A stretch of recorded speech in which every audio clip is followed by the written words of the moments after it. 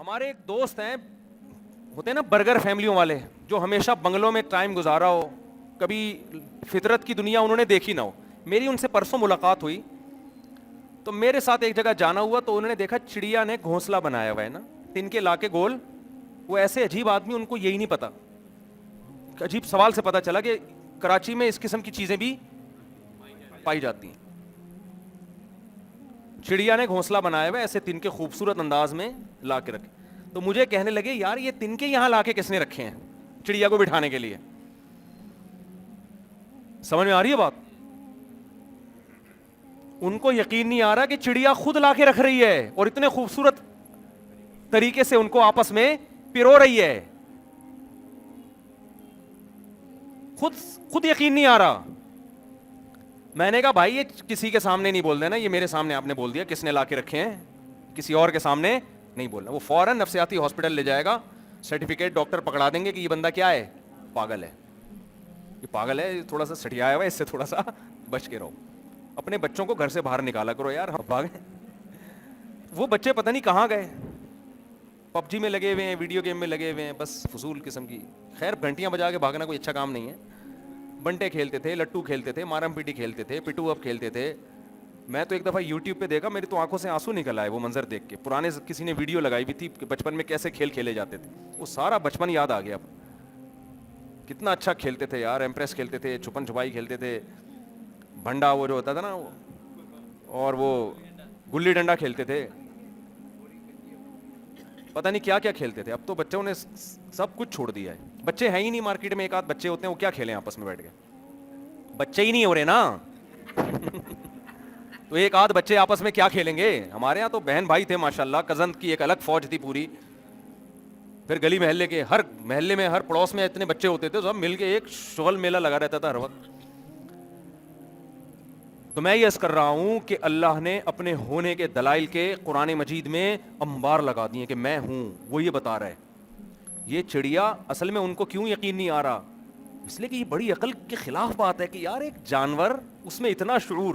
دیکھو چڑیا کے جب انڈے دینے کا ٹائم آتا ہے نا, فرسٹ ٹائم, پہلی دفعہ, اس کو خدا نے یہ شعور دیا ہے کہ تو اب انڈے دے گی, انڈوں پہ تو بیٹھے گی, پھر ان میں سے تیرے بچے نکلیں گے. اس کے لیے تجھے کیا کرنا ہے, پہلے سے ایک گھر چاہیے. کس طرح کا, ہر پرندہ الگ ڈیزائن کا گھر بناتا ہے جو اس کے بچوں کے لیے سوٹیبل ہوتا ہے. کون سی یونیورسٹی ہے جہاں وہ چڑیا سیکھ رہی ہے بھائی, ہے بھائی؟ کیا اس کو اس کی ماں سکھا رہی ہے, کیا اس کو اس کی نانی نے سکھایا, کلچر نے سکھایا؟ آپ ایک چڑیا کو بچپن میں تمام چڑیاؤں سے الگ کر دیں, ایک پیئر لے لیں, کسی دوسرے چڑا چڑی کو دیکھنے نہ دیں, وہ بھی یہی عمل کرنا شروع کر دے گی.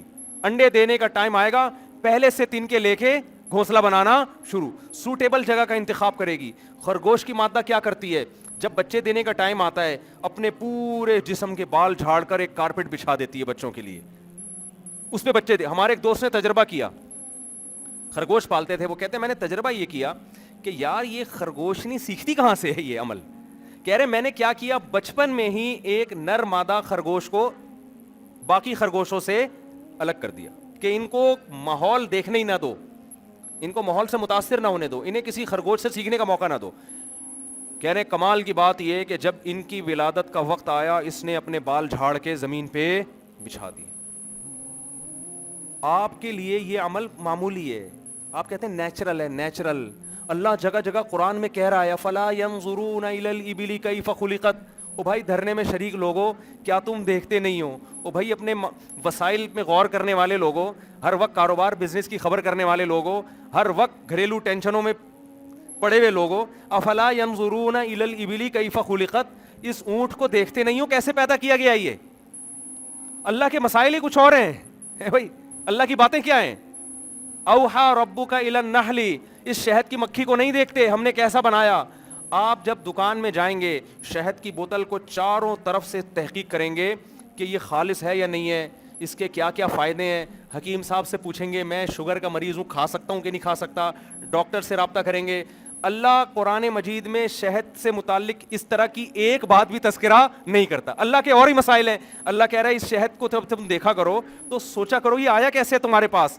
اوحا ربک الی النحل, چھوٹی سی مکھی, اتنی سی کھوپڑی اس کی, آپ اسے کسی یونیورسٹی میں لے جائیں ہنر سکھانے کے لیے, یونیورسٹی والے بولیں گے بھائی اس کو جانور ہے, اس کو ہم کیا سکھائیں, اس میں تو عقل ہی نہیں ہے, یہ کیا پروڈکٹ مارکیٹ میں لے کر آئے گی, اس کو کوئی بندہ لے کر آؤ, انسان لے کر آؤ, وہ بھی عاقل بالغ ہو, سمجھدار ہو, چھوٹا سا بچہ اٹھا کے نہ لے آئیں آپ.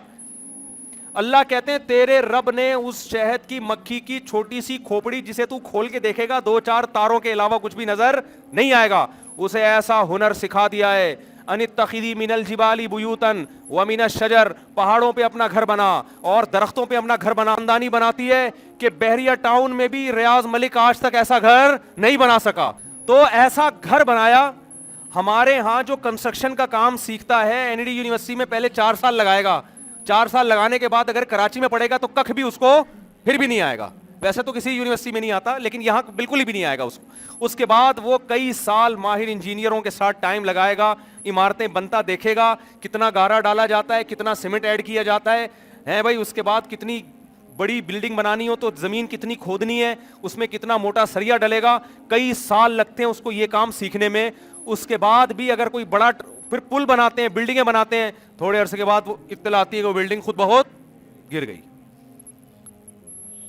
عمارت بنانا آسان کام نہیں ہے. شہد کی مکھی اپنے لیے ایسا سوٹیبل گھر بناتی ہے کہ سائنسدان یہ کہتے ہیں جو غیر مسلم ہیں کہ شہد بنانے کے لیے اس سے زیادہ سوٹیبل گھر ہو نہیں سکتا. یہ جو میٹیریل استعمال کیا جا رہا ہے اس میٹیریل کے علاوہ کوئی اور میٹیریل چل نہیں سکتا. اور جس طرح وہ 6 کونوں کا کھانا بناتی ہے شہد کی مکھی, اگر وہ 4 کونوں کا ہوتا تو بھی سوٹیبل نہیں تھا, 8 کونوں کا ہوتا تو بھی سوٹیبل نہیں تھا, 6 کونے چاہیے اس کے لیے. اس میں ٹیمپریچر کو مینٹین رکھنے کے طریقے ہیں, اس میں ایک پورا سسٹم ہے. مزدور مکھی, مادہ مکھی, نر مکھیاں زیادہ ہو جائیں ان کو قتل کیا جاتا ہے باقاعدہ کہ اتنے زیادہ میل کی ہمیں ضرورت نہیں ہے سوائے فیمیل کو چھیڑنے چھاڑنے کے, اور یہ کام کوئی کام نہیں کریں گے. ان میل کو مارا جاتا ہے. وہ کہتے ہیں بھائی اتنے میل ہمارے لیے کافی ہیں جو گروتھ کے لیے, انڈے بچوں کے لیے ضروری ہیں. ایسا خاندانی سیٹ اپ, اور آپس میں ان مکھیوں کا لنک ہے, ربط ہے. اگر یہ ایوولوشن کا نتیجہ ہوتا, ارتقاء کا نتیجہ ہوتا, کروڑوں سال میں ایک مکھی وجود میں آ جاتی نا. مکھی کا خاندان کیسے وجود میں آ گیا, آپس میں رشتہ داری کیسے ہو گئی, یہ ایک کے ذمے ایک کام, دوسرے کے ذمے دوسرا کام, یہ کیسے بن گیا بھائی؟ انہوں نے کیا ایک دوسرے کو سکھایا ہے؟ ایسا آپس میں کنیکشن ہے, یہ سکھا رہے ہیں ایک دوسرے کو. ملکہ مکھی کا کام ہے مینجمنٹ. اس کا کیا کام ہے؟ وہ پورے سسٹم کو مینج کر رہی ہے. وہ اپنا کام کرے گی, وہ کسی اور کے کام میں ٹانگ نہیں اڑائے گی. یہ اتفاق سے ہو گیا کروڑوں سال میں.